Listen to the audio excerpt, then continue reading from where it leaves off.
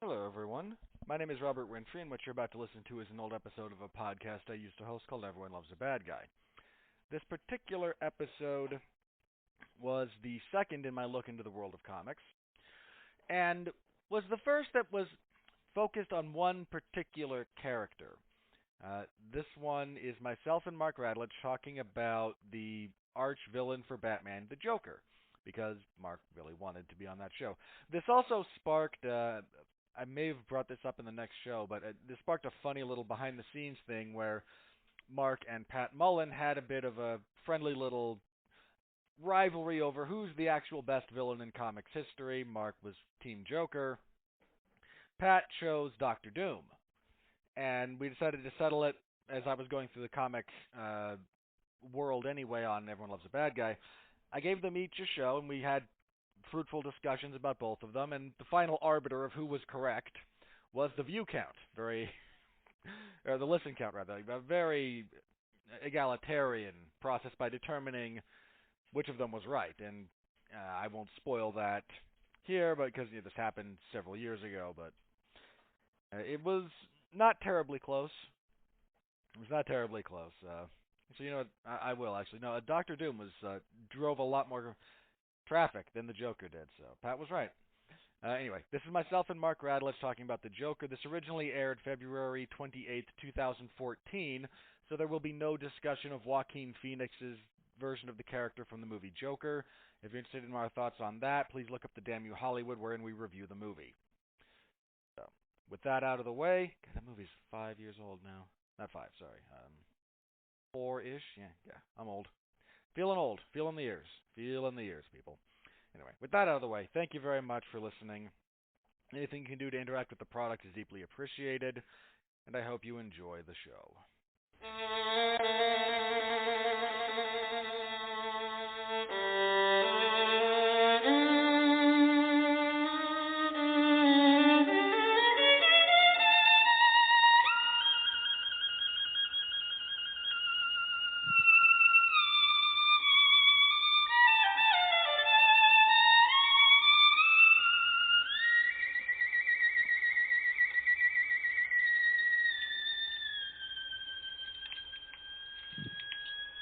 When the devil is too busy and debt's a bit too much, they call on me by name, you see, for my special touch. To the gentlemen, I'm misfortune. To the ladies, I'm surprise. But call me by any name, anyway, it's all the same. I'm the fly in your suit, I'm the pebble in your shoe, I'm the bee beneath your bed, I'm the bump on every head, I'm the heel on which you slip, I'm a pin in every head, I'm the thorn in your side, makes you wriggle and writhe, and it's so easy when you're evil. This is the life you see, the devil tips his hat to me, I do it all because I'm evil, and I do it all for free. Your tears are all the pay I'll ever need.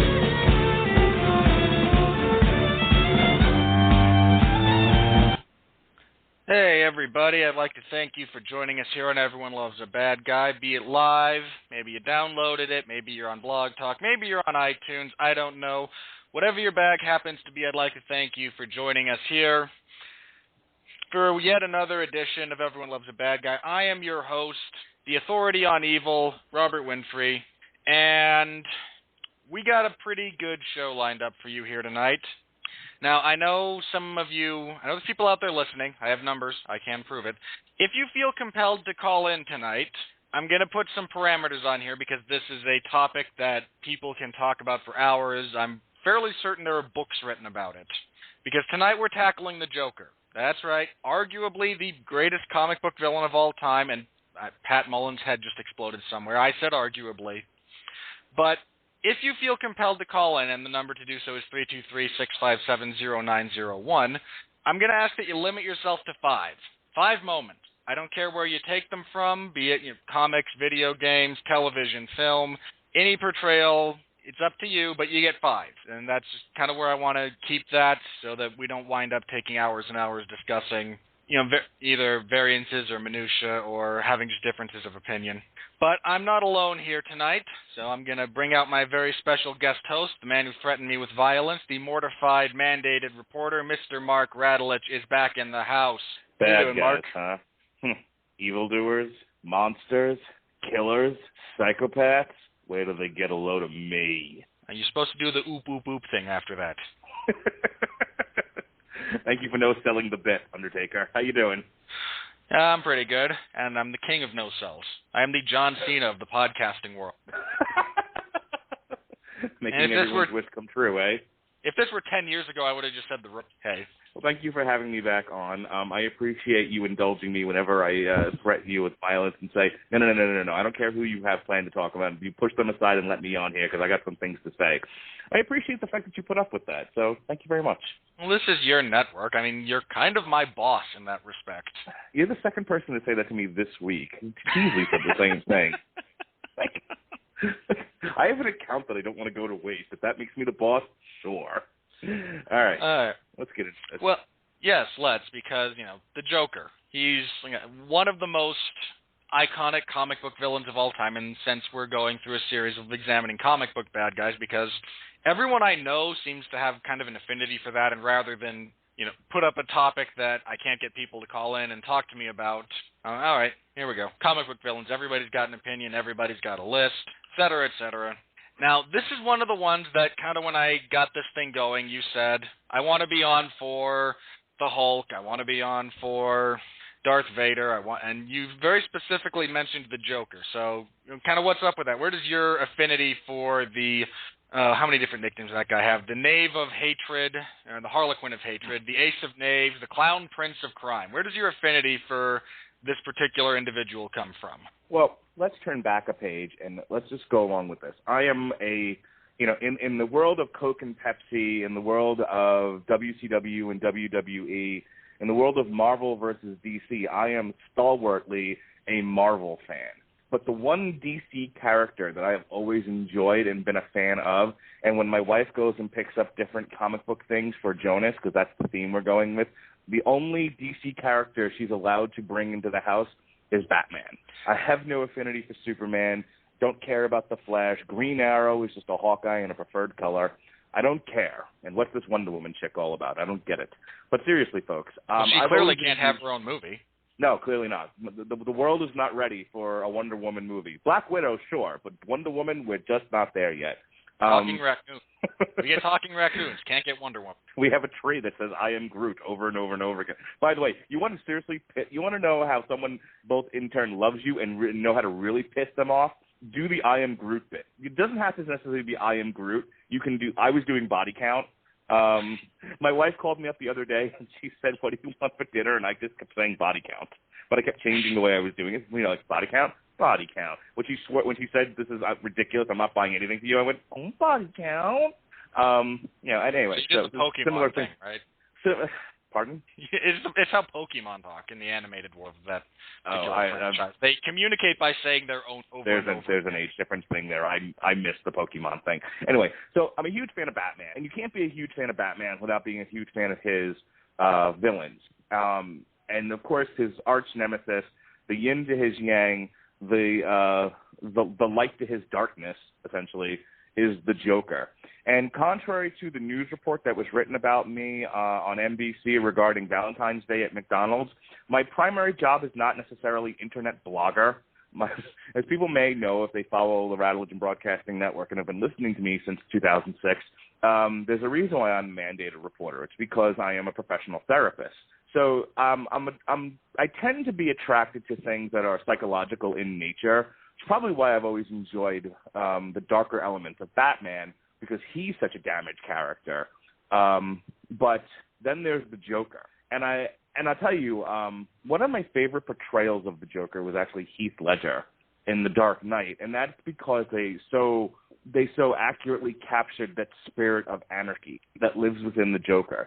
The idea of a guy who's just ahead of the curve with respect to the rest of the world he's dealing with, and he uses that advantage to fuck with people. I loved that. There was a short story book filled with different Joker tales. And one of the ones and I read this years ago, and one of the ones that has stuck with me, I mean, I can't remember what I had for breakfast or to put on pants half the time, but this story has stuck with me for decades.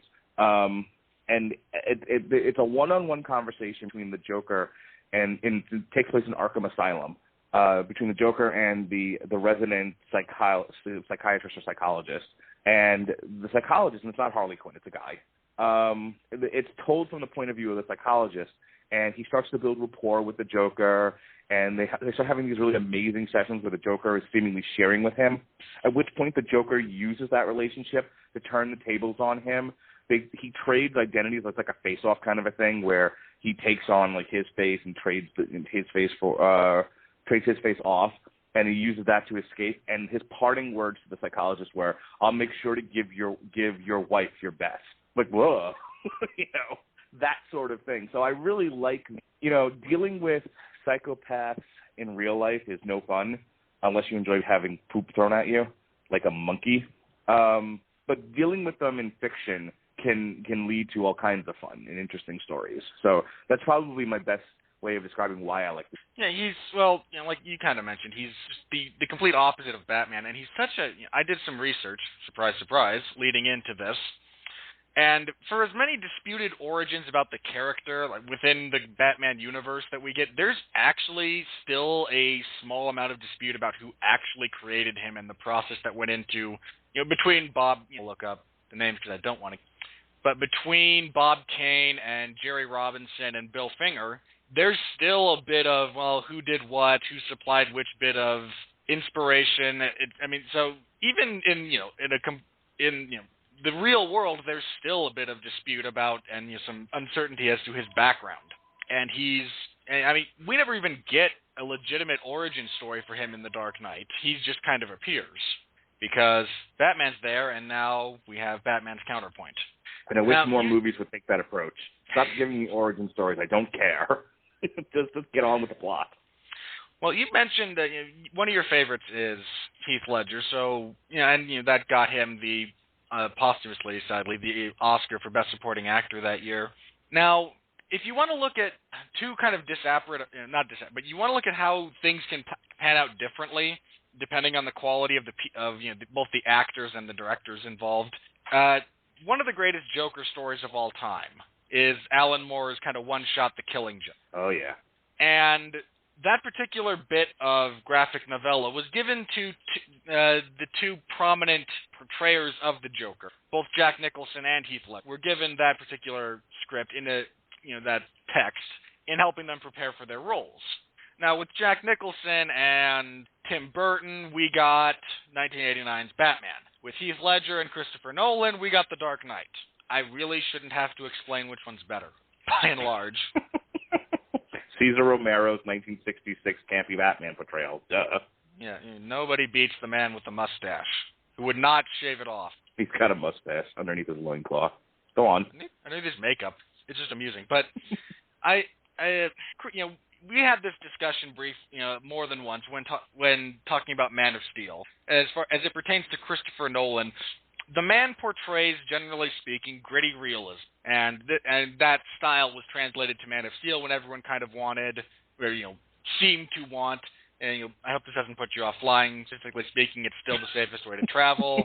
We basically wanted, it seems like people wanted another Christopher Reeve movie, and all evidence to the contrary still expected that, despite the people involved, despite the trailers, despite everything leading you to the conclusion that, hey, this will be different.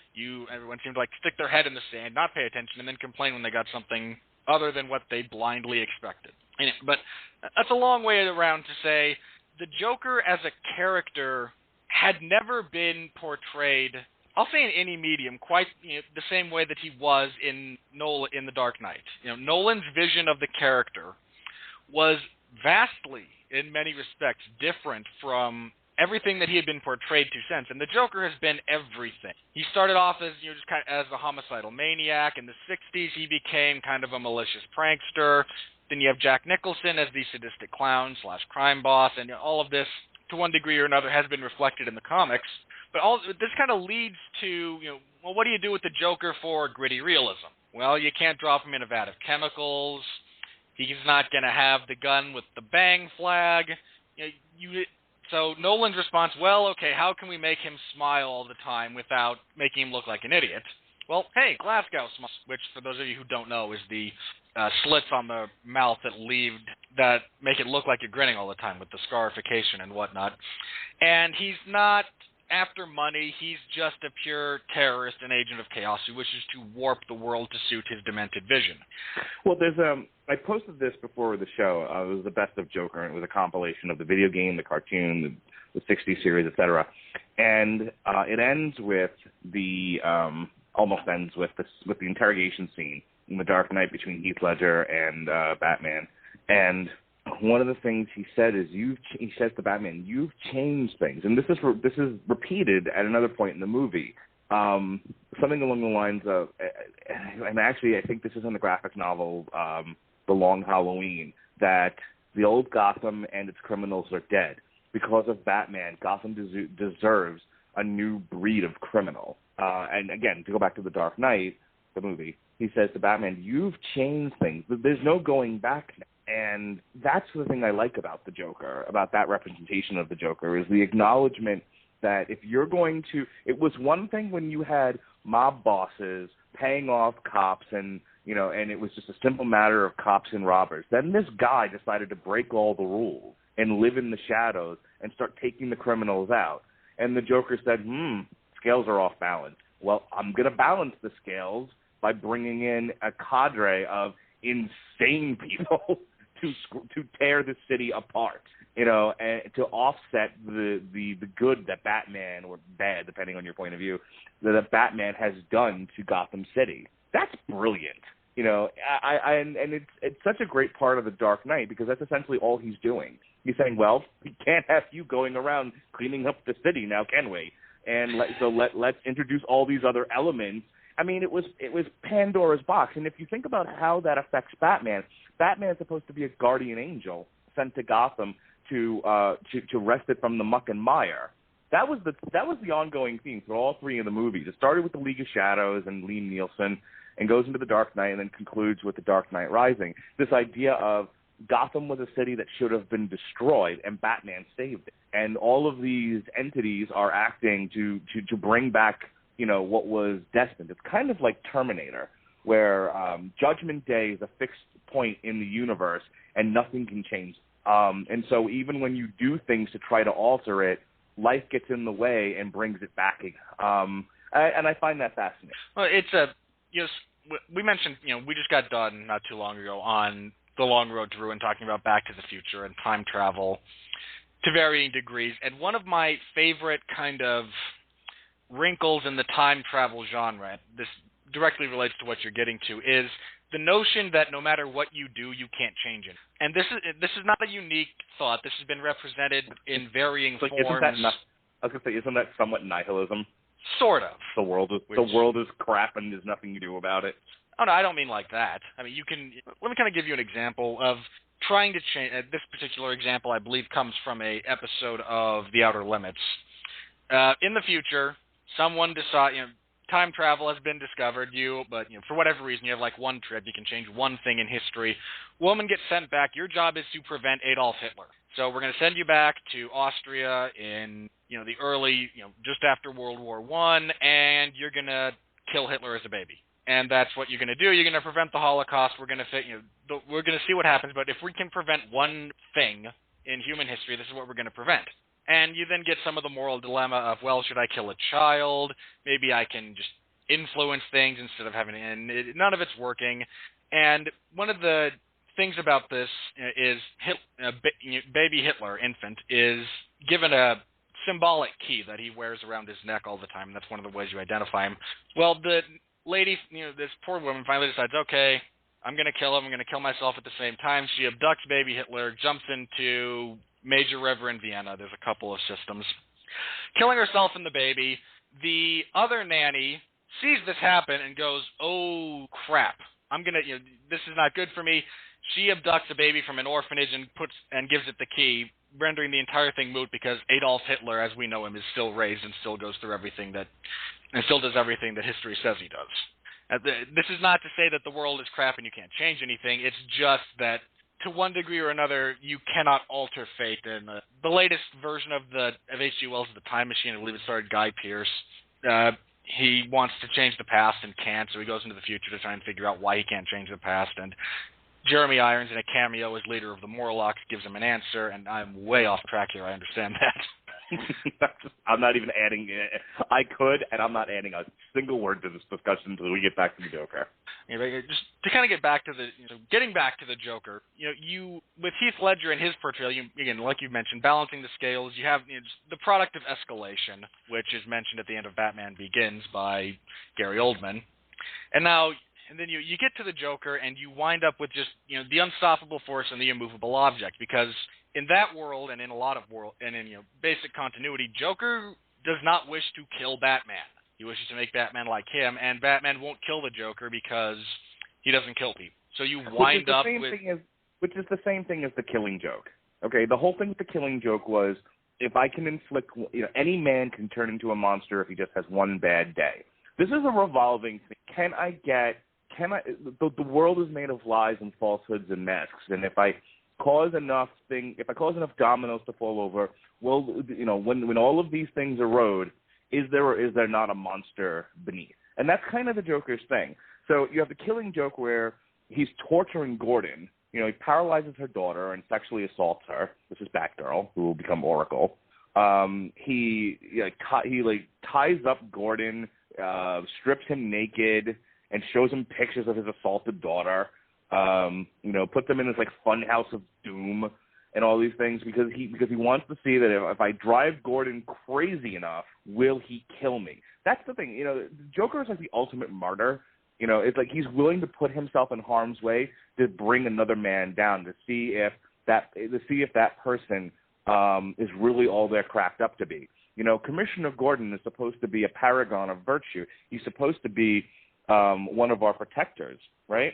But as we all know, not every cop is a good person, and set in the right circumstances, they can do terrible things with their power. And so what is the Joker doing? He's seeing what Gordon is made of, and his belief is that Gordon is a monster. So he has to set up a series of things in order to prove that. It's the same thing with him and Batman.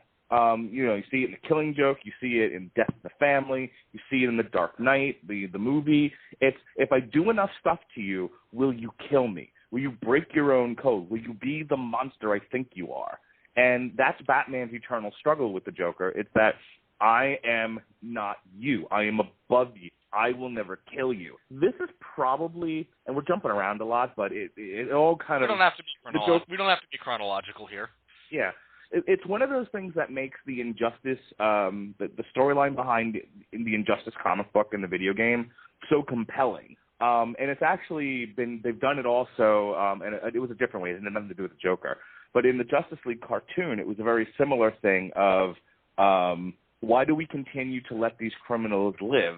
And I think in the Justice League, it was Lex Luthor. Why do we continue to let these criminals live and go on hurting people?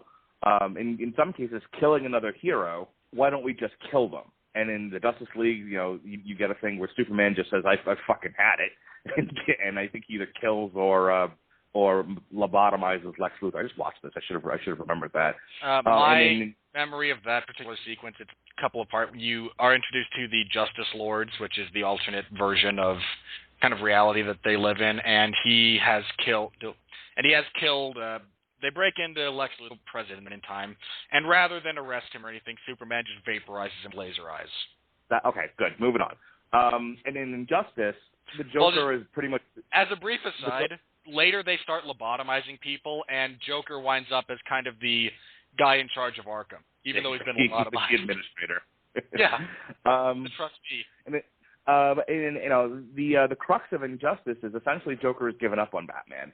He's grown bored of him. This is a marriage that has entered into boredom, and Joker is now seeking more exciting partners.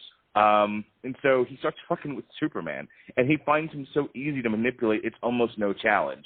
So he gashes him. He gets him to think that Lois Lane is actually Doomsday, and he kills her. And then just as soon as he kills her, the Joker nukes Metropolis. And Superman's answer to all of this is, you have to die. You've now killed so many people. You have gone so far beyond the pale that you have to die. And Joker laughs. Joker's like, see, the Man of Krypton is exactly what I was talking about. You're a monster. And if I peel enough layers off your onion, I will find the monster beneath. And whammo. And he's okay with it. He is, in this weird, sadistic way, he's okay with Superman then ripping out his spine to the ever-loving horror of Batman. Joker has no sense of self-preservation.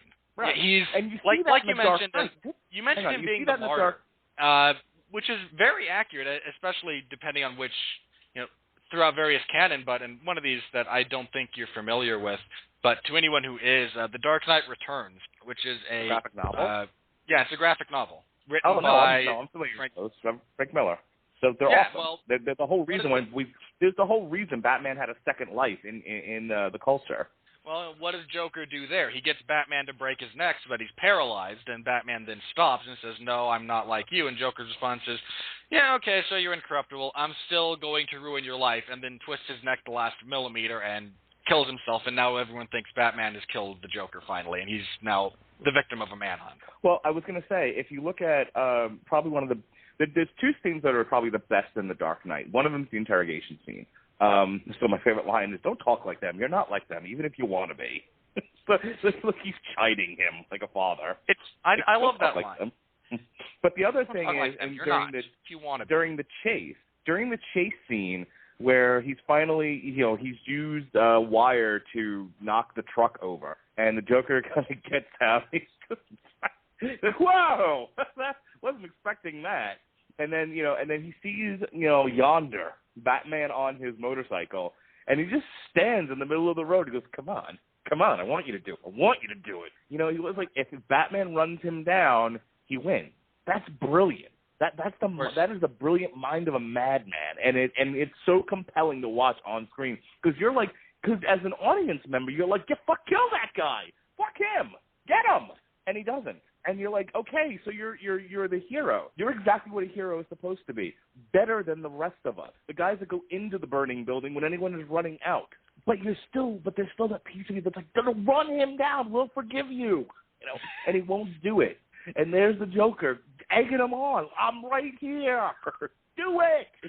I love that he doesn't move, and then Batman slips at the last minute, kind of wrecks the bat pod, goes flying off, and Joker just kind of he turns his upper body, looks at him, and he does this little, not quite eye roll, but this little sigh like, yeah, I knew you didn't have it in you. Or, really? Here's your opportunity. And it's just one of those little nuances that I don't know how Heath Ledger was able to bring that character to life so completely.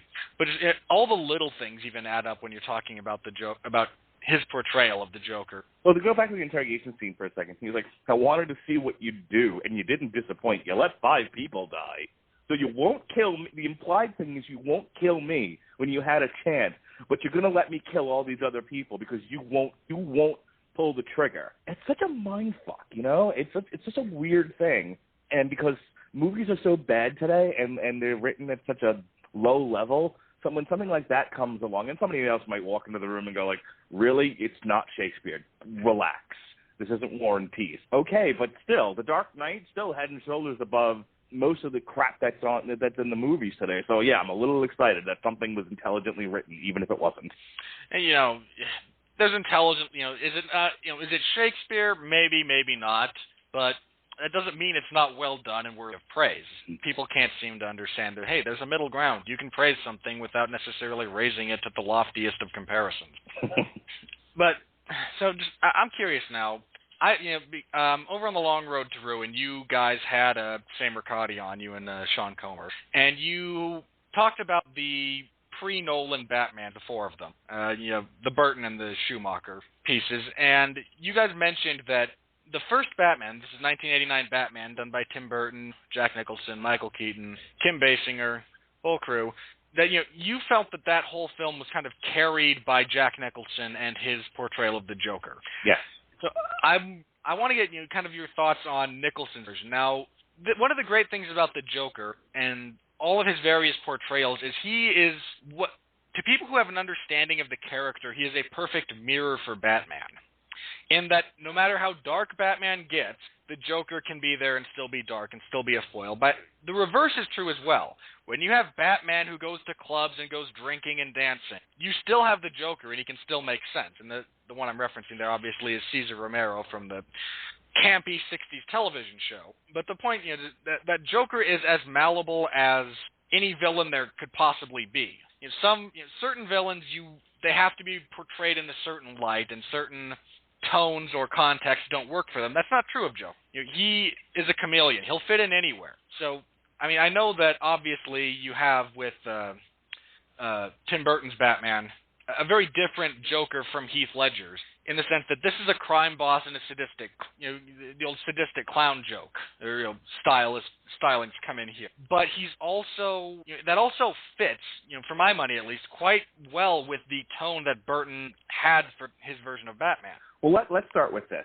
All four of those moves pull from the 60s Batman television show. It was as if they said, here's your information that you need to study in order to get the motivations for these characters. This is what you need to know. And it was Cesar Romero and the Killing. Mesh them together, that's your character. And that's what Jack Nicholson did. But the reason why I said Jack Nicholson carried that movie, because he's the one with the story. He's the one with the arc.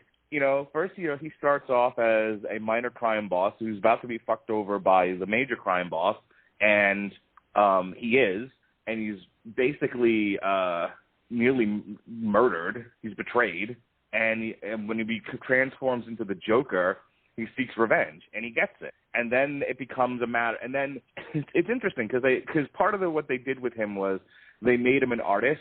Like in a former life, he had been an artist, and that all kind of jumps into the forefront. It was an interesting take on the Joker, and people who are more familiar with the comic books than I may say, oh yeah, they did this in the comic books too. Because I do remember during Nightfall, there's a bit where the Joker's actually filming a movie. So where certain writers have wanted to, they have played around with the idea that the Joker is a crazy artist. He's like the ultimate performance art. Andy Kaufman on steroids, kind of a. And so that becomes like a major focus of the movie. He sees the world through this weird lens now, this new lens, and he wants to manipulate and change it and create art out of destroying, tearing things down and rebuilding them in fun and interesting ways. To us, seem horrifying, but to him, seem amusing. And that's the movie. He's betrayed, he seeks revenge, and then he's out to change the world. And the one guy that can stop him is Batman. But there is no movie without Jack Nicholson. You have a podcast called Everyone Loves a Bad Guy.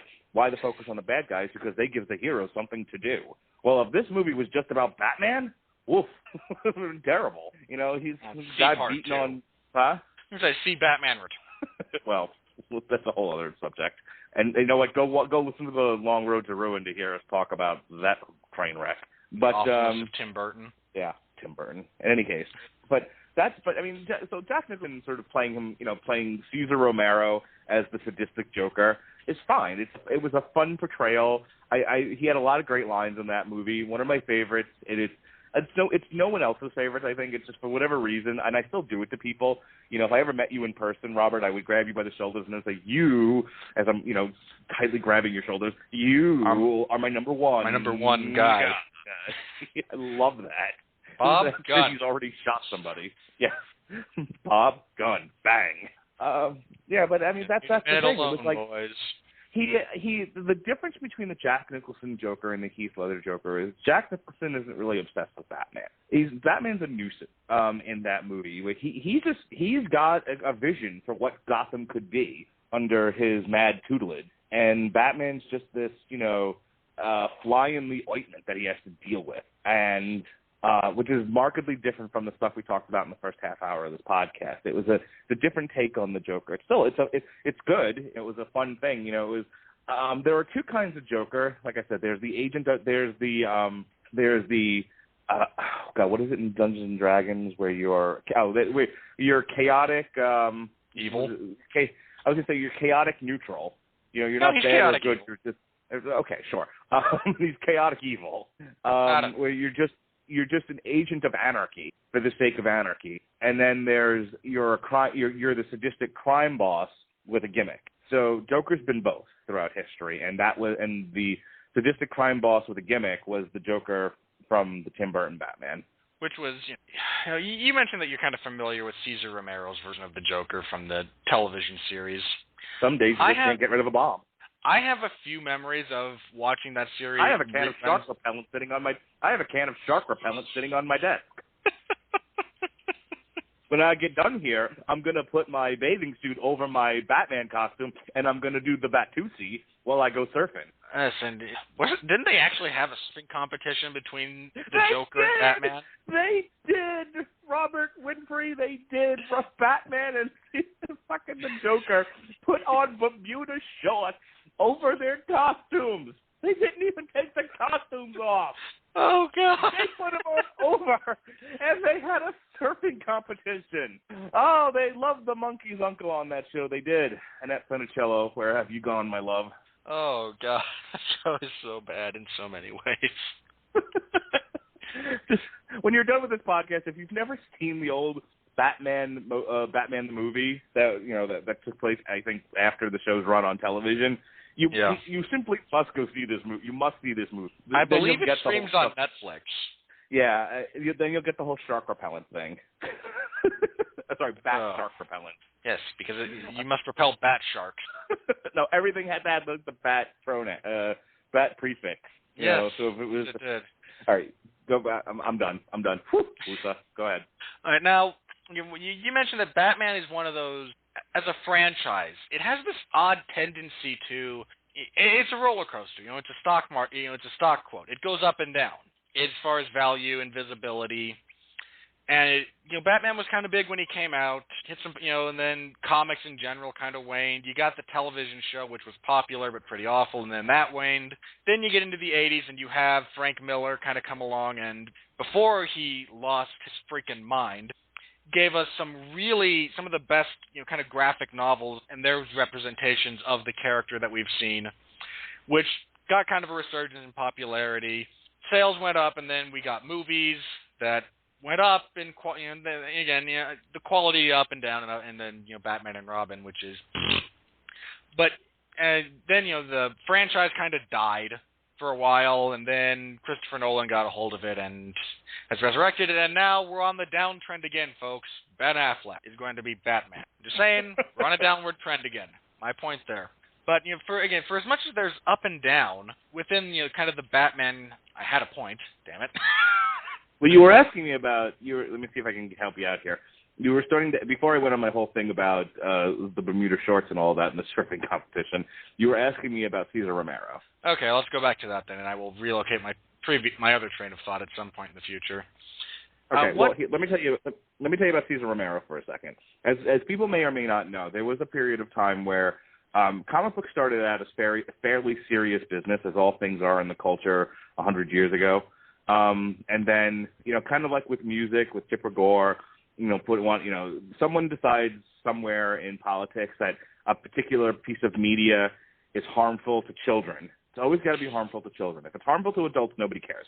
But won't someone think of the children? So before they did it to music, we did it to comic book, and there was, I think, the comic book code or the comic book authority or whatever it was. Oh God, that was awful. And it took the fairly serious tones of comic books and reduced them to just pure fantasy. They had to be light affair. So Batman, who was the world's greatest detective, and he who lived in the shadows to take on Gotham's serious villains, became. Joker was still a mass murderer at that point. Yeah. Right, Joker starts, like I said, Jack Nicholson's Joker is probably most akin to the Joker that started off in the comic books. Due to the comic book authority, Batman became sort of a joke. Like Batman would go into space and shit and fight aliens. He became basically Superman without powers, and that's kind of how does now. Which is what the Justice League is: Batman in space fighting aliens. So that's the thing. At least with how it's done makes a big difference, folks. In that interpretation of Batman's still probably the smartest hero of the bunch, and he's the one figuring things out. He's the one that figures out Project Cadmus. He's the one that got files on everybody to know how to bring down the entire Justice League if they ever went rogue. Batman is probably the smartest hero in the history of the DC universe that isn't a computer. But during that period of comic books, Batman was just dumb, and because of that, they had to change the tone of the Joker as well. So the Joker became more of we said it before, a malicious prankster.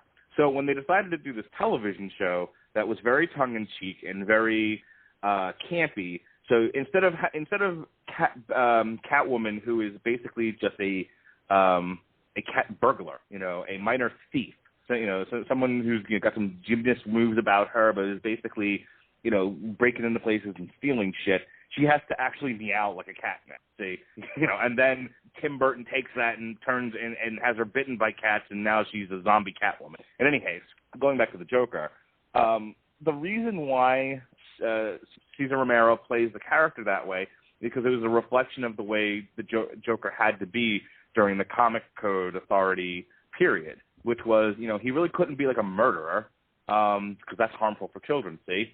He had to be more of just very malicious and elaborate and over the top. And since Cesar Romero, calling him Sid Caesar, Don Knotts did a really good job of playing that. If you watch the old '60s Batman, you can get caught up in the fact that it was very stylistically shot, where everything's on an angle and got weird colors going on, very psychedelic. Think Austin Powers, that sort of thing.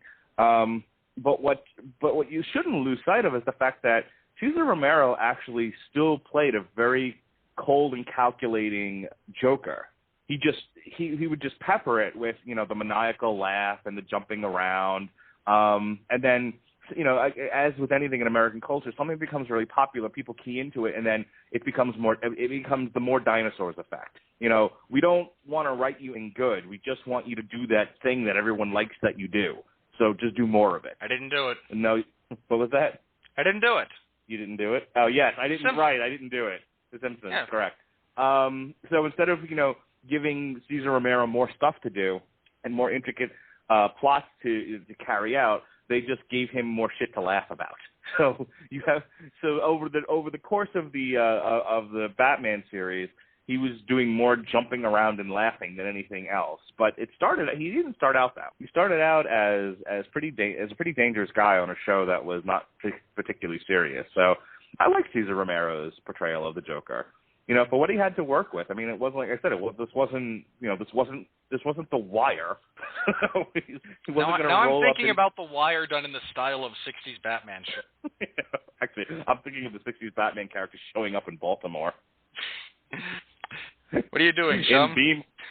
In B-more, we aim to hit a nigga. You heard? Now I just can't get the image of Omar shotgunning down Adam West out of my head. That's okay. I've got Catwoman sitting on McNulty's lap in a bar. How about we go on to my place and see what happens? That would be perfect. Oh, what would you do with meow? Yeah, just horrible dialogue. Everyone, try the keys. Drive home safe. Don't forget to tip your waiter, folks. We've hit some of the major, on-screen portrayals. Okay, a bit of legal disclaimer here. First of all, Mark, you're older than I am. Big surprise to everyone who does not know that. But I want to talk a little bit about Batman the Animated Series. And I know you're a little bit familiar with that, so I'm just... because I was kind of the target audience, or one of the target audiences for that show when it was on and enjoying its first run. But I wasn't able to watch a whole lot of it. And this is one of those things that I did not learn until many, many years later about Mark Hamill actually voicing the Joker for that show. Because Mark Hamill is, he's got two things going for him. He was Luke Skywalker in about 1.5 good movies. I'll let you guys figure out which ones. And he couldn't, for whatever reason, Mark Hamill never went anywhere from Star Wars. I mean, didn't he get into like a terrible accident where him and Brutus Beefcake both got their faces smashed and were never quite the same after that? He did get into a car accident between Star Wars and The Empire Strikes Back, which is actually why they wrote in the scene with him being mauled by the snow monster. because he now had these scars on his face they hadn't explained. But, I mean, even then, there's still, he never went anywhere with that. I mean, the only guy who came out of that franchise without being worse off was Harrison Ford. But he kind of reignited his career, many years later with a really good voice acting resume. And for the longest time, personally, whenever I would read about the Joker, I believe my first exposure to the Joker character was actually probably Jack Nicholson. But for the longest time, even after I was aware of that, once I started watching that show, even to this day in my head, I hear Mark Hamill's version of the Joker. So I'm curious as to kind of how your thoughts on their version of the character for that show and what he was able to do as a voice actor with. I thought Mark Hamill did an extraordinary job of bringing the right amount of menace to the character. And you have to remember, I think it was 1992 when Batman the Animated Series came out. And, we're talking about a kid's afternoon cartoon show. You couldn't have the level of intensity that you would have for a major motion picture or anything that was aimed at adults. But DC, to their credit, and Warner Brothers, and I have said this, this has been like my thing for the past year. Warner Brothers and DC, their animated division is phenomenal. For whatever reason, the people running that show know how to find their audience, aim their product at that audience, and make it extremely entertaining. Why those people aren't recruited to work in the film division, I'll never know. But yeah, the DC animated version is usually spot on. And I've had this argument with some people where, some on 411, some formerly of the Radulich Broadcasting Network, who will quibble film or this series or that series. But I think overall everyone agrees the DC animated stuff is pretty darn good, and it certainly has a better track record than the film division, such as it is. And Batman the Animated Series really walked that line that, where it was definitely aimed towards kids, but adults could appreciate it too if you were already a fan of the Batman character. I mean, to this day, there are... Yeah, I'll go back and rewatch it. Robert Cooper will swear up and down that it's the best show in the history of television. And Robert Cooper, while he's in his 20s, is not a child, as much as I make fun of him, for being younger than I am. There are plenty of people in the 20s and 30s, that are in both my peer group and in Robert Winfree's peer group and in Robert Cooper's peer group, that still think Batman the Animated Series is an outstanding show. Jesus Christ, I just got finished watching all four seasons of the Justice League and Justice League Unlimited, and it was some of the best written television I've seen in years. So, there's something to be said for that. As far as the Joker goes, he seemed to be, and you'll have to pardon me, because I did watch it, but it's A, been years, B, I don't think I watched the entire series. I think I watched it when I was, you have to remember, like all Batman things, it faded. I was going to say, in 1992, I was in high school, I think it was in 10th grade. I had other shit going on. So I watched as much of it as I could, but eventually I kind of went on and did other stuff. But I remembered that I think the most interesting thing about Joker in the animated series is that they gave him a broad. That, they gave him a girlfriend. Yeah, I like the idea of a psychologist falling in love with the Joker and entering in this abusive relationship with him. As I said before, I'm fascinated by that. And it is abusive. Joker has very little use for her. He's pushed her out of cars. He has smacked her around. I mean, the man has he has no emotional use for her. He keeps her around because she aids with his plots. She's a piece on the chessboard, and yet she is so deeply infatuated with him she can't see past it. But I think there's an element that's being written into the Joker canon, a Joker character, where he gets attached to certain people and can't, and really can't break free from them. Like, he's attached to Batman. For better or for worse, he can't break away from Batman. That's what made the Injustice thing so interesting, because at that point he was really through with Batman. It was moving on to more interesting people. And I think he's infatuated with the idea of Harley, was the idea that I got from that, which was, you like me? I'm crazy. I'm a murderer. I'll kill you just as fast as I look at you. And yet you're infatuated with me. I'm going to keep you around because that's amusing. That's funny. There's no good reason why you should love me this much. And yet you do. So, okay. And then the other stuff just sort of follows that, throwing her out of car. He does stuff impulsively. Like if I need a human shield, you'll do, but that doesn't mean I don't like you. Here, take this bullet for me. But that's him. Yeah, but I think the other side of that is the companionship, is the unadulterated God worship she has for him, and the Joker is nothing if not strong of ego. Oh yeah. So someone sort of worshiping him at his feet. Why would you? I think that's what's really great about the people who have handled his character, whether it be on the animated series or in film, is they've taken great care to treat him like a normal human being. If a normal human being was this much of a sociopath, and I'm using sociopath and psychopath interchangeably because they really are the same word, this much of a sociopath, how would he relate to this kind of a person? And a sociopath who has a groupie. Narcissistic personality disorder? Well, not only that, but I was going to say, a sociopath who has kind of a groupie is going to be loath to do away with that groupie. They're going to really like the fact that the groupie is hanging on to them, and they'll keep them there just because they enjoy the attention. And that's and that's true. That's as good a reason to have her in the series than anything else. It was also like there's only so much you can do with the Joker unless you're going to start introducing other characters that are part of his that are part of his wheelhouse.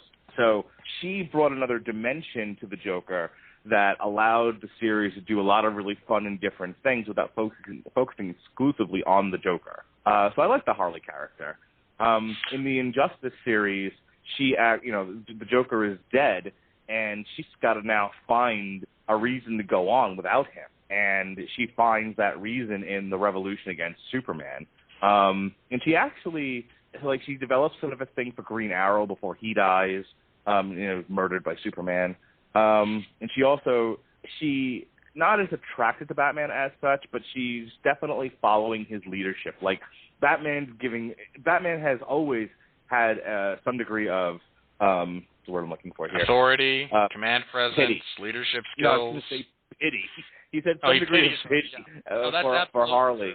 Well, in the animated series, since fun fact, Harley was actually an original character for the animated series. Her popularity on the show led to her introduction in the comics. But there's an episode, I believe it's called Harley's Holiday, yay for alliteration, and I don't remember if that's the episode where she is paroled or deemed sane, something to that effect, and anyway, she goes through this horrible series of events, and Batman winds up stopping her from falling off a building or something, which Batman is wont to do. And he's not like Spider-Man. Everybody gets more than one with Batman, apparently. And at the end of it, she just kind of breaks down and goes, "What are you doing? I caused you nothing but pain and harm and misery. Why are you saving me?" And his response is, "Well, I had a bad day once," which references Joker's kind of philosophy. But it's interesting because, again, that's very true to how a human being would be. I mean, what kind of a person falls in love with a sociopath? It's somebody who's obviously pretty broken themselves, somebody in need of attention, somebody who doesn't feel like they have a lot of worth. And if nothing else, the Joker gave her purpose. So to go back to Injustice, when the Joker, she was absolutely traumatized by his death, especially as gruesome as it was, Predator style. And oh yeah. Don't piss off Batman. He'll rip you in half like a phone book. I mean, but Batman gave her purpose. The revolution against Superman gives her purpose, and she's devoted heart and soul and mind to that purpose. Because without it, then what is she? Like I said, she's starved for attention. She feels worthless, and she derives self-worth in what she gets from other people. I think it's one of the things that makes her relationship with the Joker so interesting. And look, to break this down so people really get it, they're like, "Oh, Jesus Christ, when did Mark turn into Dr. Phil?" If you ever seen a girl, I'll go on record. You're better than Dr. Phil. Well, thank you. Extraordinarily low bar, but hey. This is another knock at Phil, not a knock at you. I'll bash on Dr. Phil. If you ever have seen the hot girl and she's with this douchebag, and you're like, why are you, you can obviously do better than this asshole. Why are you with this douchebag who treats you so badly? And it's because the girl somewhere in her mind believes that that's what she deserves, that she can't do better than that person, that she, that this is exactly what she deserves in life. And on some level, this makes her happy because at least he's paying attention to her. And everybody else can see that this is no good, that this is going to end badly for her, but she doesn't see it. She only sees that this man pays attention. Well, and, like you said, comic book characters, when done properly, are simply an extension of what people really go through. Yes, they're fantastical extensions, and to varying degrees, but by and large, they should, I'll stress should here, come from a genuine place of the human experience. And like you just said, we've all seen people, women in crappy relationships like that, and thought, why? Well, this is what happened. This is that same thing, just taken, just in the world of comics, as opposed to in reality. Can I talk about Frozen for a second?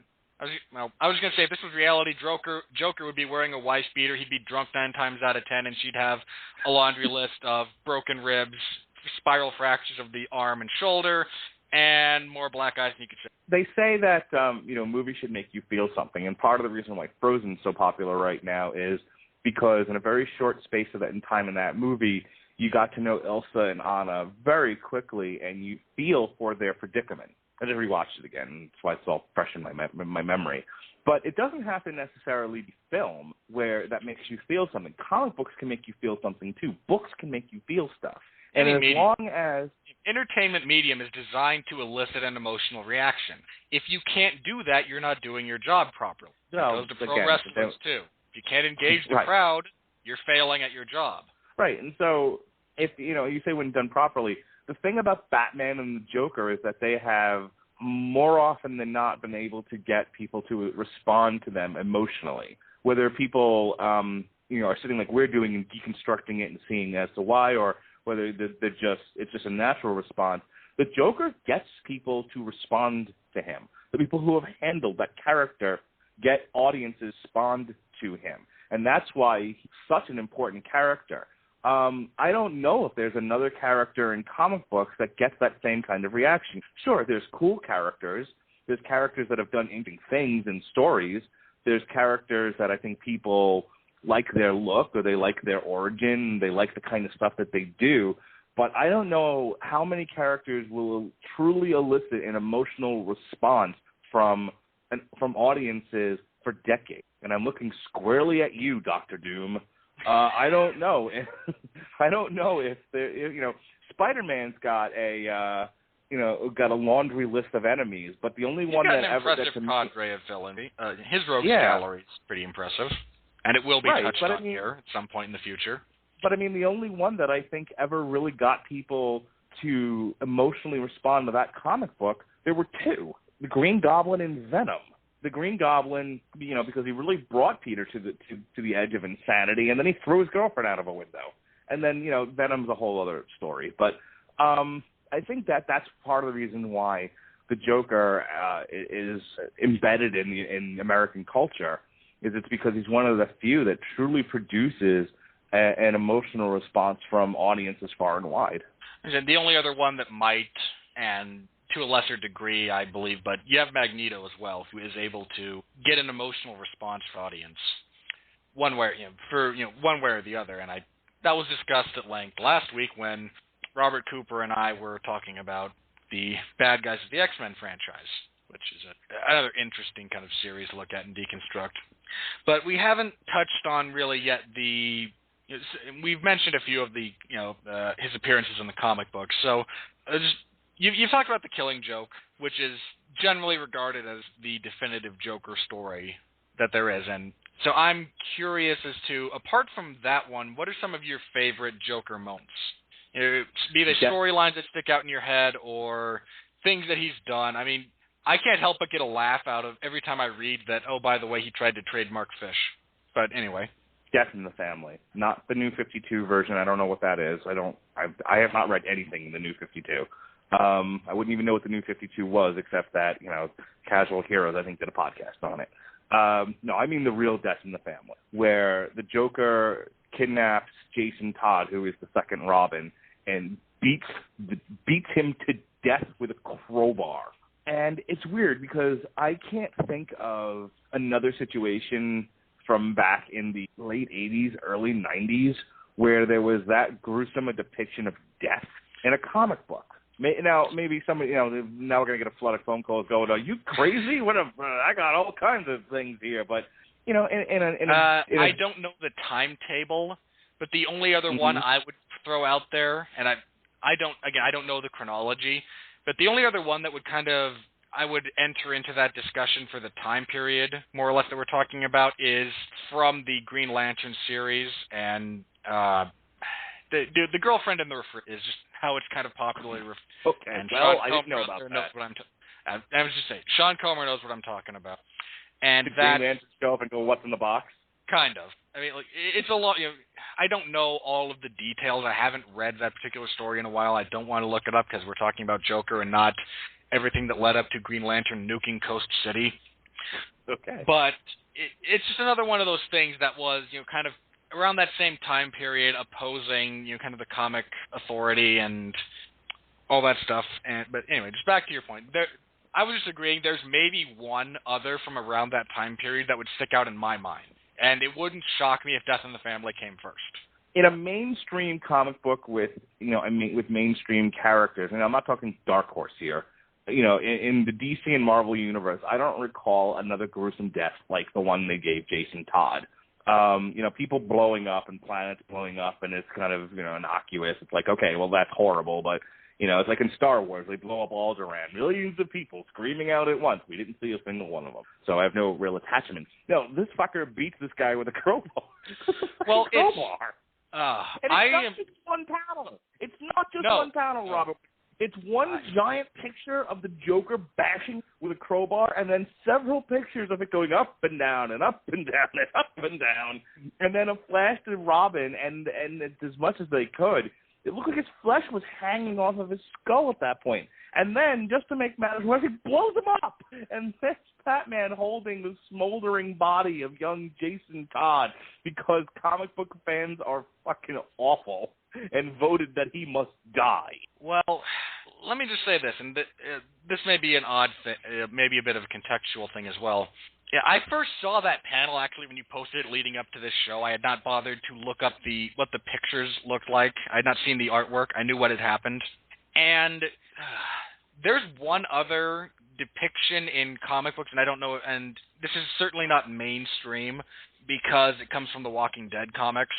And I'm going to avoid spoilers here for the moment. Normally I don't care about spoilers, but given that the popular television show has not reached this point in the comics yet, I'm going to kind of avoid it.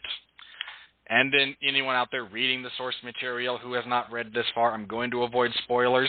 There's a similar depiction that introduces the next major villain following the death of the governor. And I'm going to, Mark, I know you don't like the gross stuff. That's not your bag. I'm going to say probably you shouldn't look this up. Or maybe it wouldn't bother you as much as it bothered me. And here's kind of the reason why. The next character, his name is Negan, Negan, beats a main character to death, and that's all it's The Walking Dead. Main characters die, so that's not a spoiler. His introduction is he beats someone to death with a baseball bat wrapped in barbed wire. And the entire thing is done in black and white. Now, everybody out there who knows me, I've seen some stuff. I've seen the Hellraisers, I've seen the Saws, gore. I sat through the new Evil Dead movie, didn't bother me none. I'm not squeamish. Stuff doesn't bother me as a general. I don't know what it was about that sequence, but it left me a little bit unsettled. And maybe it's because it's all in black and white, and when things are in black and white, your mind gets to fill in the fun bit. When you've seen things like I've seen, it's easier and slightly more disturbing than someone who has not seen stuff. So I'm just gonna, but that, having seen now what Joker did to Jason Todd, it's similar, and it wouldn't surprise me, and bear in mind there's certainly differences, but there are definitely similarities between that and Negan's debut and his rather violent destruction of said main character. I'm just curious, as a brief aside, since you brought up Death in the Family, have you seen Under the Red Hood? No, I didn't realize what Under the Red Hood was, so I'm probably going to go back and I got to see if it streams on Netflix. But either way, no, I got it. It did for a long time. Yeah, it was one of those ones where I looked at it and I'm just like, who cares? And then I just now recently figured out what it was supposed to be when I was doing some research on the Joker, and I'm like, oh, that's what that is. Oh, I need to watch this. Yeah, I got a kick out of that. And I got a kick out of the Joker in that one, and there's a couple of reasons. Well, one, again, anytime the Joker is done properly, he's a fascinating character to watch, and that's across whatever medium you choose to put him in. If he's handled properly, he's fascinating. And in this case, they wind up breaking him out of Arkham to lure out the Red Hood, and I don't want to go through the whole thing. But the movie ends with him and Batman and the Red Hood. And the Red Hood is pointing a gun at Batman and says, you're either going to kill the Joker or I'm going to kill you. Now, do you mind if normally I don't care about spoilers, so is it going to bother you if you already know, like, any potential twists there? Isn't the Red Hood actually the Joker? Well, then go ahead. No, the Red Hood is Jason Todd. Okay, something with that. Whatever. Do you think I'm going to remember what we talked about? Okay. But, yeah, the Red Hood actually is Jason Todd. Ra's al Ghul had hired the Joker to distract Batman, and that's what led to Robin's death, and he felt bad about that because, for whatever reason, the man has some sort of scruples.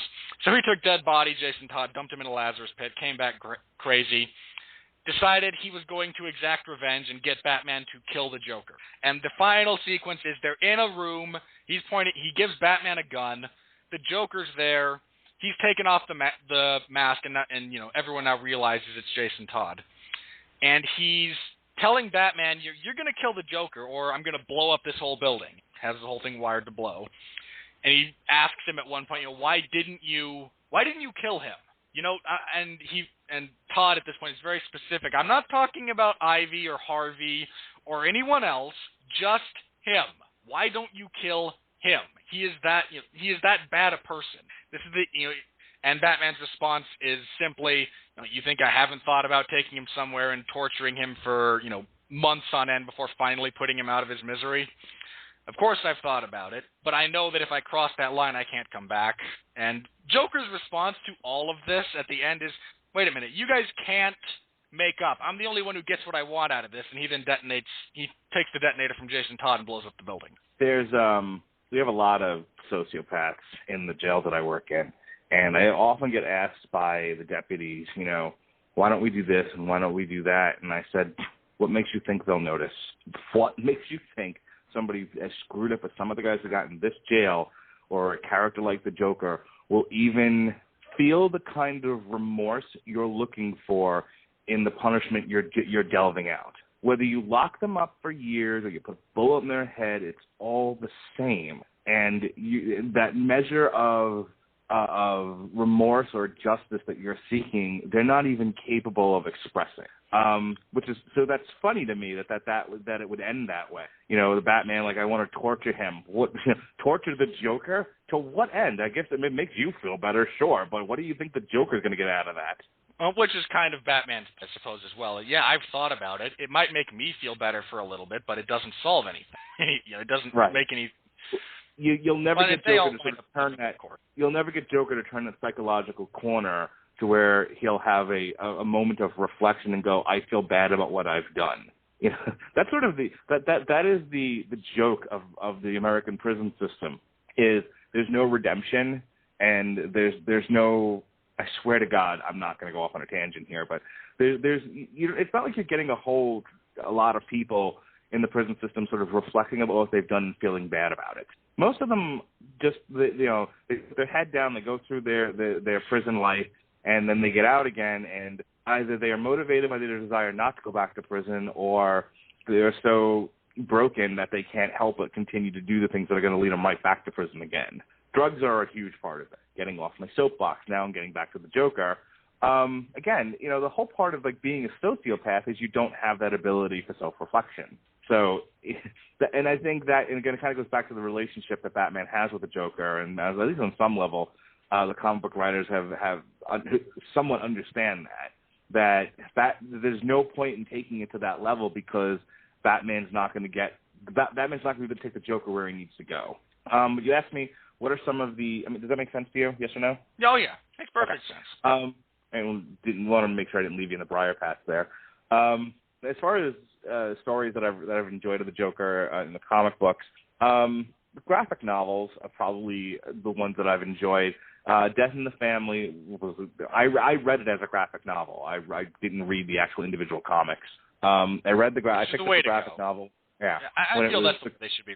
So I read Death in the Family, the collection, when it came out, and I love that story. The Killing Joke is probably my absolute favorite of all time. And the file that's under Mark is a Scaredy Pants file. I read Arkham Asylum, and I had two problems with it. One, I don't like non-realistic artwork. You know, what is it? Not Da Vinci. Dali. Yeah, Salvador Dali is a realist. But there's another famous artist that everything is really, really angular and choppy looking. There's a lot of them. Okay, sure. Art, not my thing. Art and cars, people. I don't know what I'm talking about. But in any case, there was an artist who drew the Thor comic for a while, and it was some of the best writing in the Thor comic. The artwork was almost unbearable to look at. It was just, everything. Nothing was rounded. Everything was angular, and it looked like the people in the Thor comic were made up of broken glass. And that was part of my biggest problem with Arkham Asylum. I didn't know what the hell was going on in that graphic novel. I didn't get it. Maybe if I read it today, I would feel differently about it. I mean, 37 Mark is significantly smarter than, teenage Mark at the time. But still, it was... I'm like, I think so. Who the hell knows? I remember that comic book, and it looked like they had done the whole thing in, like, pastels. And it's a really surrealist kind of interpretation. The art is meant to evoke, like, dreamlike qualities, from what I understand. I don't... It's somewhere in there is probably a really fun plot. A really interesting plot. Yeah, it's very fun. From what I haven't read the source material, but in preparation for this, I did my research, and I read up on that particular storyline with the Joker, and it's very interesting and fun. But if you have a problem with the art, Batman gets trapped in Arkham Asylum, and Joker proceeds to try to drive him crazy. Kind of. And I like the idea. But the execution, I thought, was distracting and poor, and I to this day, I don't like. I have nothing but negative feelings about the Arkham Asylum graphic novel because of the artwork, and it was a little scary to me, to be quite honest. I remember being a little bit frightened of the kind of stuff that, not frightened like I had to shut the book and run away, but it wasn't appealing to me. This isn't what I want to read in a comic book. Last year, I read The Long Halloween. Thank you, Sean Comer, for pitching that to me. Loved it. And that's more Harvey Dent's story than it is the Joker, but certainly the Joker plays a role. So, I enjoyed that. That's where at the end, they're doing away with the mob bosses, and then there's this two-page panel of all of the gimmicked villains in the Batman universe. And that whole idea of Gotham deserves a new brand of criminal. It's one of those things where kind of Batman's just sort of looking at oh, Jesus, what have I done? So I like that sort of thing. I would say probably, other than the Killing Joke, my favorite thing that the Joker has done I'm obsessed with this. I really am. Is Injustice. The whole idea of tricking Superman into murdering Lois and his unborn child and then blowing up Metropolis just to see what Superman would do. That's brilliant, and I wish DC and Warner Brothers would get it together with their movies and get to an Injustice movie at some point for that reason. We're gonna, I mentioned this to Sean Comer kind of jokingly. We all kind of want a Justice League movie. Sadly, after Batman vs. Superman fails, we're gonna have to wait another 10 years. That may be an overly pessimistic view, but there's a good chance I'm right. I will tell you you're wrong, but only for this reason. They're committed to this. I mean, I guess there's a Flash series that's coming out. Arrow actually does good business. This thing would have to be a monumental flop. Look, here's the thing. DC and Warner Brothers now is kind of like the WWE. It doesn't matter if the content is terrible. They got you money. People are going to go see this thing regardless. It's gonna do big business. People will universally hate it, and it will be terrible, and rightly so. But that doesn't mean I'm not make planning money. on seeing it right now. I'm telling you, people will go see this movie. I don't people disagree will go, with you. People You're right. will go see People Batman will see versus it, Superman. just like people saw The Phantom Menace. Yes. Look, The Phantom Menace was a terrible movie, but that doesn't mean, A, children didn't go see it. I mean, you have to remember that the prequel trilogies launched an entire generation of kids to watch the Clone Wars cartoon and become Star Wars fans. So, again, content doesn't necessarily equal ticket sales. You know what I mean? So just because something is bad doesn't mean people won't go see it. And Warner Brothers is so committed to the idea of competing with Marvel and producing, a Justice League movie that as long as it makes money, they're going to do another movie. It doesn't matter how bad this one is. And it's not like Man of Steel made money. Man of Steel didn't flop, but people hated Man of Steel was also a pretty good movie. But, again, I think so. Hang on. I think so. You think so. Red Letter Media confused Matthew, and half of America disagrees. Look, this is another one of those circumstances where people, and maybe this is a complete tangent, but maybe this was also just because people hadn't seen a Superman product in so long that the only thing they had to gravitate towards was, oh, hey, Christopher Reeve. And I enjoy the Christopher Reeve Superman movie, but, they were also kind of a product of their time, and that's not what goes on now. We have to talk about Lego Joker. Okay. Oh, by all means. Where did you encounter Lego Joker? Well, I've played both Batman and Lego games, and I've watched the franchises. I can't explain my love for those franchises, but God help me, I do. Maybe it's because I finally got to see Darth Vader tear someone apart, like physically, with the Force when they screwed up. Granted, they're still smiling because they're Legos, but it was still awesome. Yeah, I enjoy the Lego video games, and I watched when my wife took Lily to Dallas last year for her friend's baby shower. I had that opportunity to just kind of sit and watch movies and uninterrupted. So, well, most grown men might have watched porn, or something made for adults. Not me. Not me. Batman 2, the DC Universe. I actually watched the actual Lego movie, which was a great idea. I mean, the plot for the second Batman Lego movie was actually pretty phenomenal. It's basically the Joker and Lex Luthor team up, and out of revenge, basically, and they build this giant ass robot, and it tears through Gotham, and it's fun. It was a very fun movie, but the portrayal of the Joker in the Lego games is an interesting thing because, again, they have to ride that line between he's supposed to be a sadistic fuck, but this is also a kid's video game, so they can't make him torturing people. They can't have a Lego Joker sexually assault Batgirl, right? So what do you do with the guy? Tell me, does he at least take her legs off? No. Oh, come on, that would be perfect. Now I've got your legs. You can even taunt her with them, he just carries them around with him, and she has to be in the wheelchair without legs. But I think he does something even better. He throws explosive pies at people. kind of an all new take on pie in face, huh? Yeah. Oh, that's funny. Yeah. So he's throwing explosive pies at people, and the thing that I wanted to bring up in the remaining moments that we have left is even this Joker doesn't necessarily want to kill Batman. At one point he says, "You can't kill him, then I won't have anyone to play with." Which is Joker's philosophy, more or less at this point. Yeah, it was a very simplified version of the relationship between Batman and Joker, and they even managed to capture it in a Lego game, which I thought was they really took great care, the developers. So it deserved a mention. I like the fact that the Joker is just doing random shit throughout this video game, and Lex Luthor actually has Batman dead to rights. He's like, "You can't kill him. I'll have no one to play with that." And it's one of those things where he just sounds so childish, but it fits. It actually works. Yeah, I mentioned I've mentioned this before, but that's a character that can fit any style as long as you are able, as long as you take care of the character.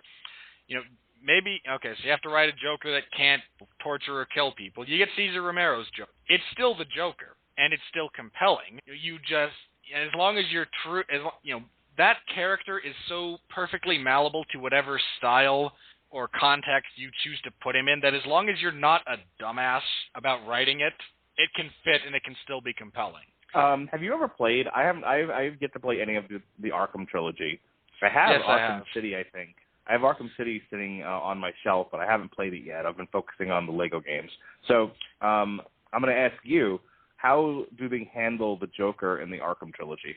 About a step further, about a couple of steps further from him from the animated series. They actually got Mark Hamill to come back and do his for the first two because I don't want to spoil anything for you. And video games are, for some reason, I think spoiling video. But they got Mark Hamill to come back and do his voice. He's the big bad guy in both circumstances, in both Arkham Asylum and Arkham City. And it's really fun because I think in that for some reason in that milieu, you have kind of the perfect Joker. He's got a little bit of the scars on his face. It's kind of a nod to Heath Ledger. He still wears the suit, the trademark Joker suit. He uses knives. He's still scary. He still kills people. But he also has actually, some kind of funny jokes and everything. I mean, it's kind of the perfect amalgamation of the character, which in the video game, in the world of video games, you're able to do because you get to spend so much time with those characters. And I very much love. I mean, Mark Hamill, when they did Arkham Asylum, had not been the Joker for a long time. They got him out of retirement from that role to play that one, then brought him back for the sequel. And my understanding is he's now done after Arkham City, various reasons. But they treat the character very well. I got such a kick out of that one, and that's literal too, because at times you got to kick the crap out of the Joker, which always feels. I mean, it doesn't do anything other than maybe satisfy kind of a visceral need of, yes, I get to punch you in the face now. But my last thing I want to say about the Joker is the Joker is the only one that takes the most brilliant superhero in the DC universe and turns him into a complete dumbass. I mean, it's funny because another relationship to explore is Batman and Superman, and it gets explored a lot in the Justice League cartoon, where essentially you have the nerd and the jock, and the jock is dumb and the nerd is smart, and they have a mutual respect for each other, but there's that interplay between them, and so compared to everybody else, Batman is genius, and then there's the Joker that comes around, and Joker so infuriates him and gets under his skin and is so much smarter than him, he turns Batman into Superman, where all he wants to do is punch things. It's true.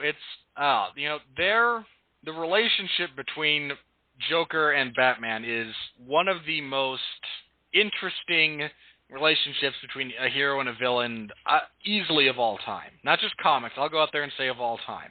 This ranks up there with, Sherlock Holmes and Professor Moriarty. Or, I mean, maybe this might be a bit of sacrilege, but, Hamlet and King Claudius. Even though that's less of a relationship. I mean, but the way those two interact and play off of each other is so interesting, and there's so much you can do with it that, I mean, it's one of there are virtually endless permutations that you could play with. And as long as you're, again, like I said earlier, as long as you're not a dumbass, it can work. But that's, and that's one of my favorite things about the Joker and his relationship with Batman in particular is just, they seem to have this understanding that, I mean, Joker is like the perfect antithesis of Batman just because if he finally gets Batman to kill him, he wins. And that's the perfect, I mean, if you're a chess player, it's the perfect strategy. Joker can continue to come back and torment him and kill people close to him and push him closer to the edge, and he can win in that sense, but he also wins if Batman ever finally does snap and break his neck. Yep. And that's kind of going to be my final thought on that. Anything that we haven't touched on yet as far as this goes that you want to hit, Mark? Nope, we talked about the Legos. That was as good a place to end it for me. All right, what do you got coming up? What do I got coming up? Well, let's see here. You and I will be on Sunday's 401 Ground and Pound radio show. We will briefly talk about Tough China. Are you even going to watch this? I have stuff to do tomorrow, and it's too early in the morning. I think I might put it on while I'm doing laundry, but my kid and my wife are going to be home, so I don't know how much of it I'm going to be able to pay attention to. Well, it starts at like 3:30 in the morning where I am, doesn't it? Yeah, it's 6:20 Eastern Standard Time, so it would be 3:20 by you. Isn't that the main card? No, that's the prelim. The main card I can pull it up. The main card starts at like 8 o'clock Eastern Time. Hang on. Let's By the way, as the president and CEO of the Radulich and Broadcasting Network, and your boss, you all decided this. You can do the say goodnight to the bad guy, but your ending music has to be the ska version of Batman that I have on here. Alrighty, let me find that. All right, so the prelim card is 6:20 a.m. Eastern Standard Time, and then the main card is 8 a.m. And the whole thing is on Fight Pass. So basically, this thing starts at 6:20 a.m.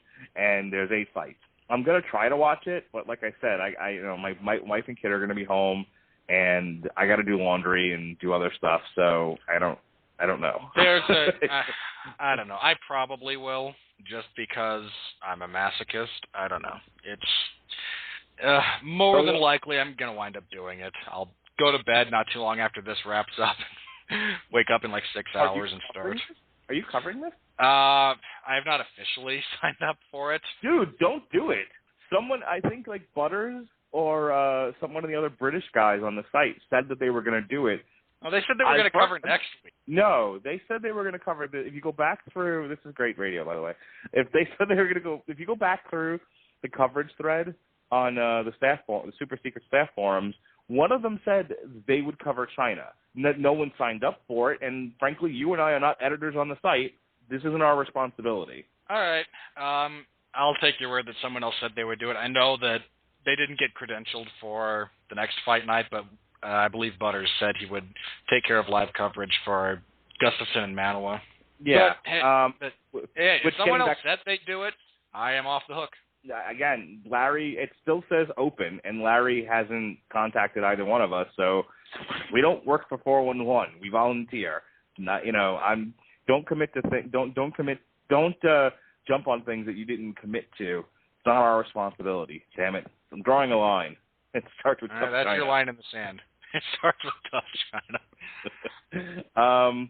But seriously, folks, so we will be taking a look at we'll be reviewing sort of the Tough China finale, and then we'll be previewing Gustafson versus Manoa, which I will not be watching because I will be in New York.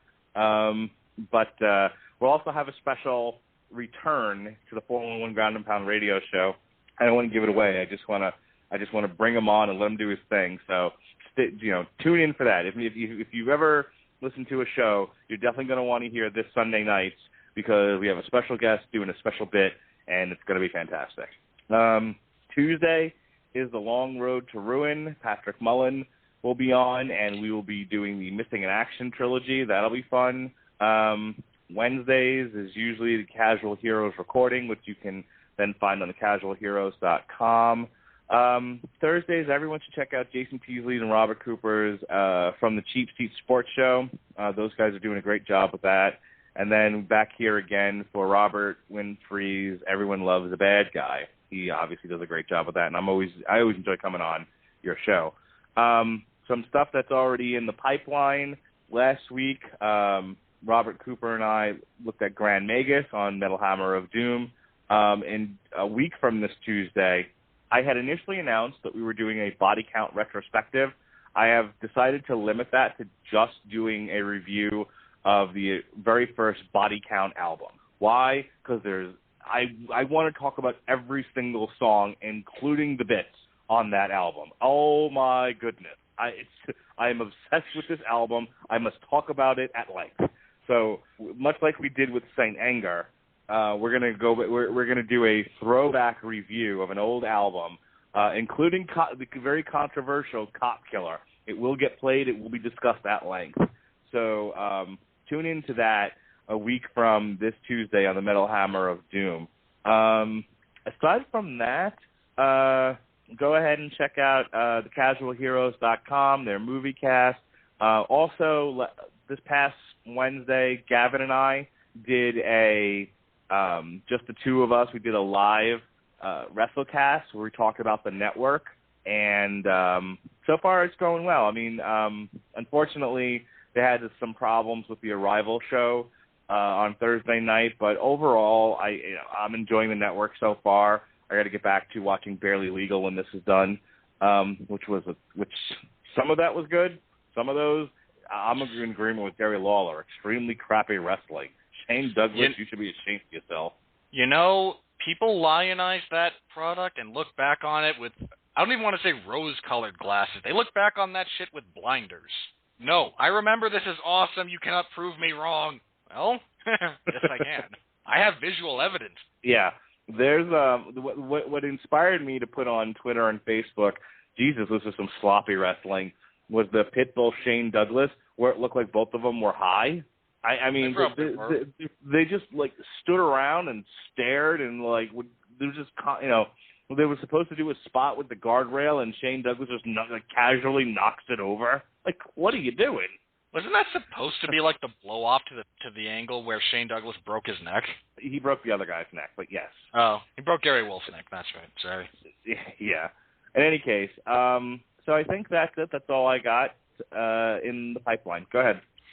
All right. Locked in the Guillotine, the weekly MMA news column in the MMA zone of 411mania.com is live right now.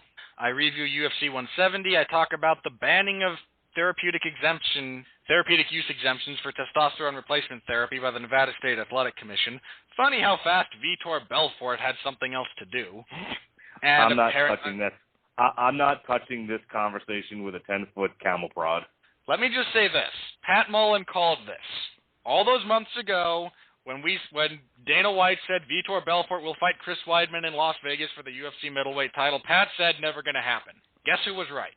You are a prophet, Pat Mullen, and I bow to you. Don't bow. He does not need the acknowledge that he was correct, because he was. But you are correct, sir. He was, and hey, props, he called it. So I have thoughts on that. I do not have my thoughts on Vitor Belfort pulling out of the fight or the new one, because that was announced after my column went live. Thanks very much, UFC Press Corps, for announcing that at midnight, technically Friday morning. Yeah, apparently a bunch of news outlets actually had that information, but didn't break it. They just waited for the UFC to release it. Sure Is this supposed to be journalism? No, sir. It's supposed to be journalists. Stop that. Stop. No. Have you ever watched the president, like the president do a press conference? And the people that are like stationed in the press corps.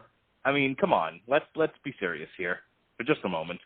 I'm just saying you're supposed to. If I could be serious for a moment, could we stop? Storm. Could we stop assuming the press are, you know, do their job in politics or in sports? Let's get serious.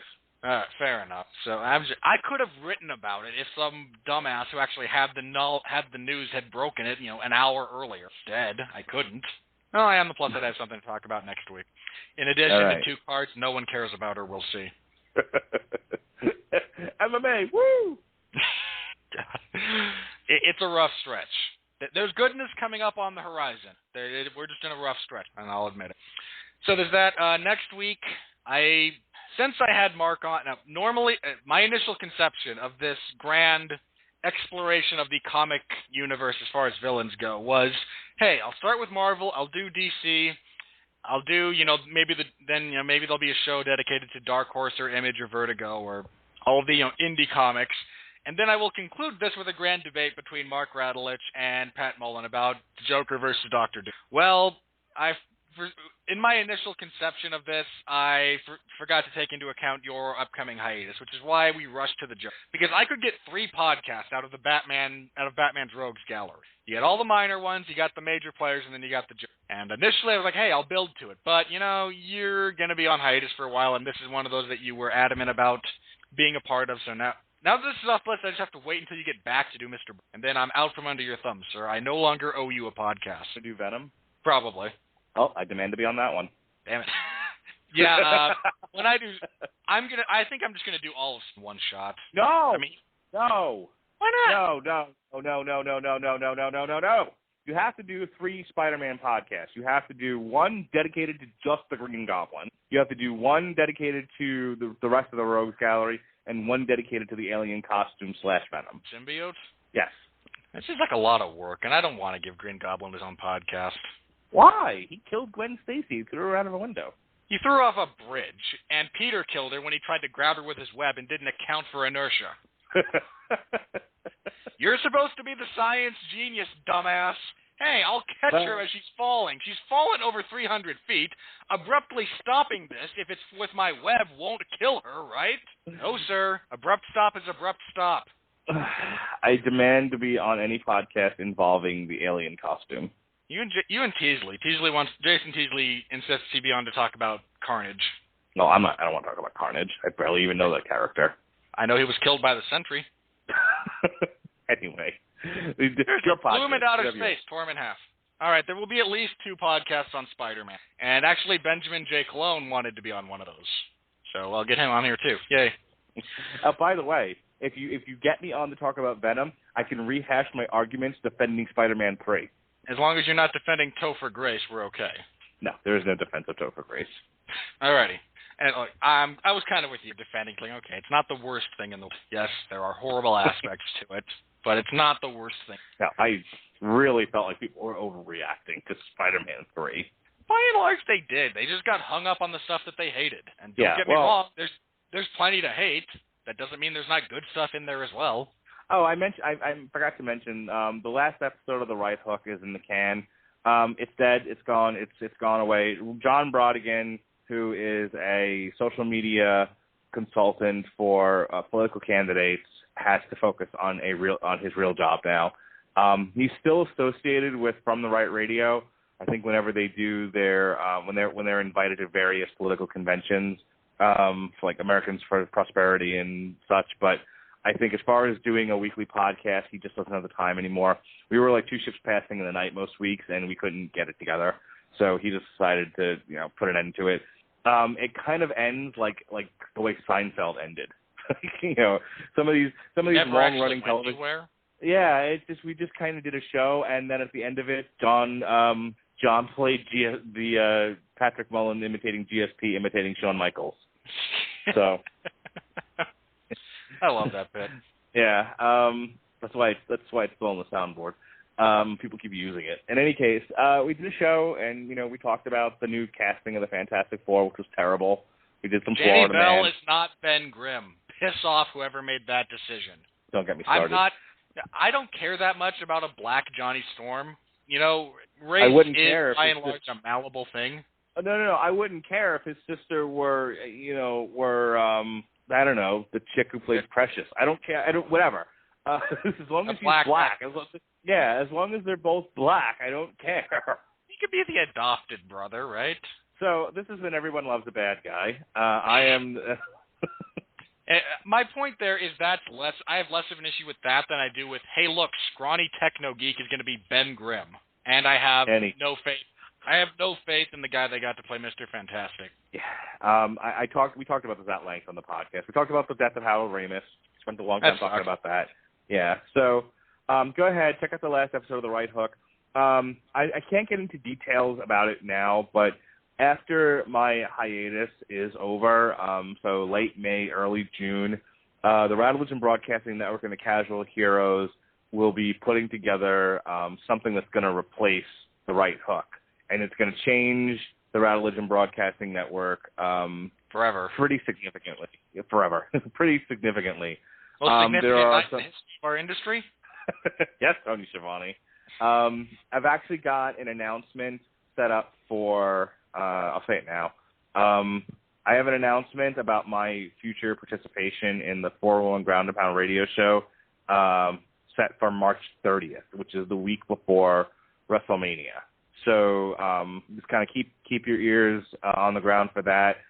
When we do the March 30th 401 Ground and Pound radio show, I will be addressing the public at large about the future of that show as well.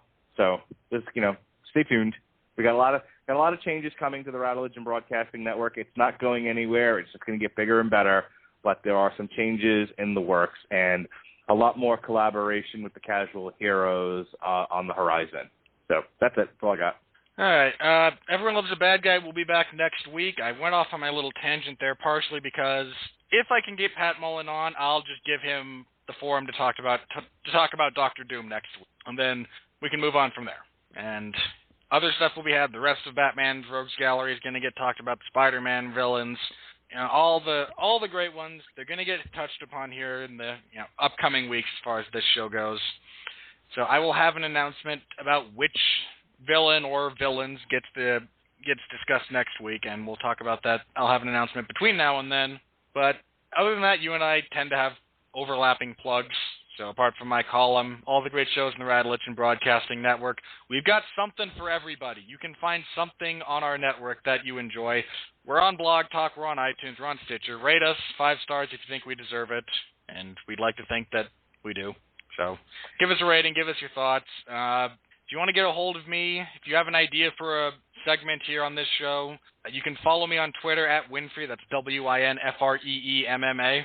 I maintain that Oprah Winfree bastardized my last name. How dare she? But yeah, mine's a compound word for anyone who just has my voice. I'm on Twitter at WinfreeMMA. You can hit me up there if you have an idea. You can't screw mine up. I'm at Mark Radulich on Twitter. All you have to know is how to spell Radulich. And you can follow Mark. You can also hit me up on Facebook. I don't know how many Robert Winfrees there are, but I'm pretty sure. I'm pretty sure it's a limited number. Let's just go with that. So yeah, that's all. That's it for my plugs. Mark, thank you very much for being on. When I talk about Venom or various symbiote suits, because there's a bunch of them. You got Carnage, you got Venom, you got Fury. You got Strife, I believe. There's a bunch of them. I'm gonna ask you about all of them. The only one that matters is Venom. Well, that's not the point. The point is they exist, and I can grill you on them. The only one I'm talking about is Venom. Fair enough. All right. So thanks everybody for listening. You're gonna make me play ska music. All right. You don't have to. I'll do it myself. I'll do it. I'll bite the bullet. All right. I'm also we'll leave Tony Montana on the shelf for this week and leave with the ska stylings. Who does this, by the way? You mentioned earlier, I forgot. Ska V and the Epitones. All right. Is this their version of the Batman theme? The Tim Burton Batman theme, yes. But Danny Elfman. All right. Danny Elfman. He's marginally better than Alan Silvestri and several steps down from John Williams or Hans Zimmer. My summation of Danny Elfman. All right. Good night, everybody.